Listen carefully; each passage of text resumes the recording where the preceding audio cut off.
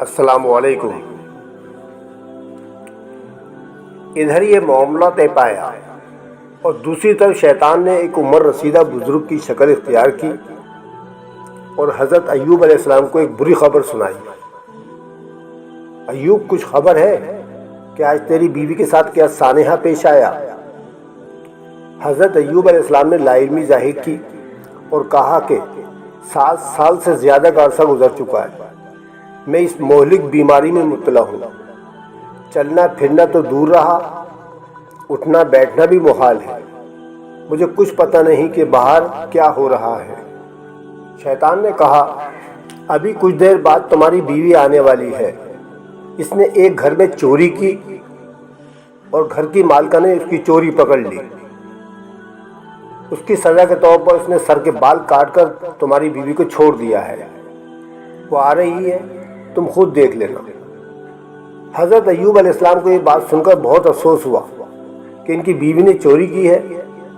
انہوں نے کہا کہ اول تو یہ بات ہی غلط ہے کہ وہ چوری کرے، لیکن اگر اس نے چوری کی ہے تو میں قسم کھاتا ہوں کہ اس کو 100 لکڑیاں مارنے کی قسم کی تجدید کروں گا۔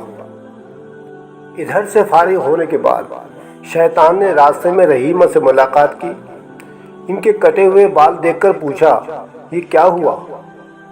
رحیمہ نے جواب دیا، بڑے میاں، اگر تم یہیں کہیں کے رہنے والے ہو تو تمہیں معلوم ہونا چاہیے کہ میں ایوب کی بیوی ہوں۔ 7 سال پہلے میرے شوہر سے زیادہ کوئی مالدار نہیں تھا۔ ہزاروں جانور تھے، نوکر چاکر تھے، اولاد تھی، زیر کاشت زمینیں تھیں، شوہر صحت مند اور شریف تھا۔ پھر پتہ نہیں خدا ہم سے کیوں روٹھ گیا۔ مویشی مر گئے یا انہیں لٹیرے لوٹ کر لے گئے، نوکر چاکر قتل ہوئے، اولاد پر گھر کی چھت گر گئی اور وہ سب مر گئے۔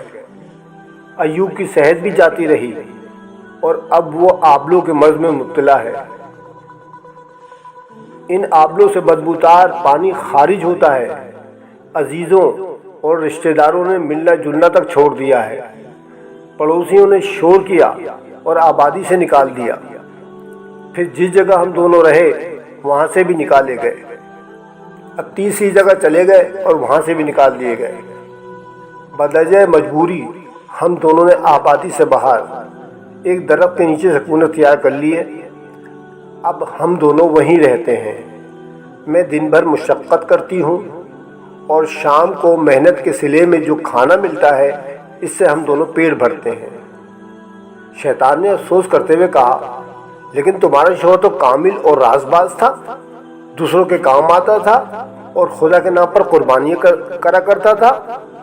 شاید اسی لیے خدا نے تمہارے شوہر کو اولاد، مال و دولت، مویشی، زمینیں اور نوکر چاکر دے رکھے تھے۔ پھر اس سے کون سا گناہ سرزد ہو گیا کہ اس سے سب کچھ چھین لیا گیا؟ بیوی نے کہا، میرا شوہر تو اس حال میں بھی اللہ کا سب سے زیادہ شاکر و صابر بندہ ہے۔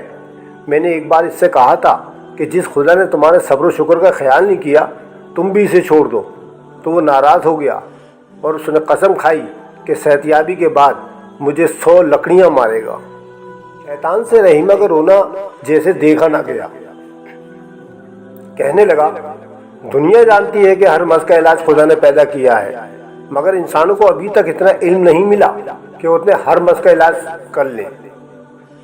اگر تم پسند کرو تو میں ایک ایسا نسخہ بتاؤں کہ تمہارا شوہر ایوب فوراً صحت یاب ہو جائے۔ رحیمہ نے مایوسی سے کہا کہ ابھی تک تو کوئی ایسا نسخہ نہیں ملا جسے استعمال کرتی اور ایوب کو صحت مل جاتی۔ اگر تمہارے پاس کوئی ایسا نسخہ ہے تو مجھے ضرور بتاؤ۔ شیطان نے کہا، تمہارا شوہر انکار کرے گا، مگر تم کوشش کر کے اپنے شوہر کو میری بتائی ہوئی دوا کھلا پلا دو تو بہت جلد صحت یاب ہو جائے گا۔ رحیمہ نے کہا، تم مجھے نسخہ تو بتاؤ، صورت شکل سے تو تم بہت نیک پارسا اور تجربے کار معلوم ہوتے ہو۔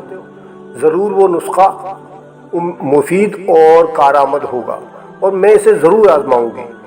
شیطان نے رحیمہ کو راضی دیکھا تو اسے یقین ہو گیا کہ اپنا تو کام بن گیا اور اس بار حضرت ایوب اس کے چنگل میں ضرور پھنسیں گے۔ رحیمہ نے شیطان کو خاموش دیکھا تو کو شبہ گزرا کہ کہیں بوڑھے کی نیت تو نہیں بدل گئی کہ نسخہ بتائے بغیر ہی چلا جائے۔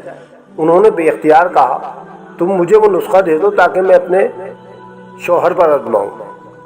شیطان نے کہا ان بدبودار آبلوں کا علاج سور کا گوشت اور شراب ہے۔ پہلے ایوب کو سور کا گوشت کھلاؤ اور اس کے بعد شراب پلاؤ، 7 دن تک یہ عمل جاری رکھو، وہ ان دونوں چیزوں کے استعمال اور اثرات سے بالکل صحت یاب ہو جائے گا۔